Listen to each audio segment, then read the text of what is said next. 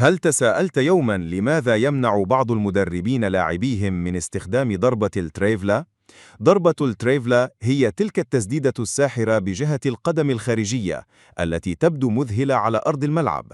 لاعبين مثل لامين يامال صنعوا بصمتهم الخاصة باستخدامها، حيث تمكنوا من مفاجأة دفاعات الخصم بلمسة واحدة فقط.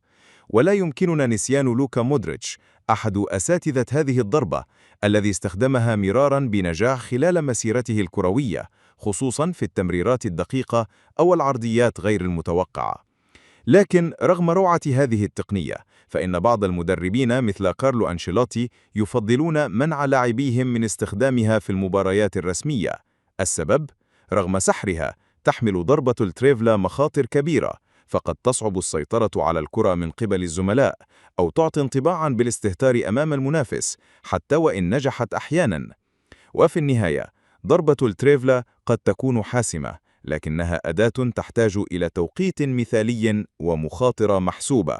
لذا هي ليست للجميع، بل لأولئك الذين يمتلكون الجرأة والبراعة لقيادتها نحو الهدف.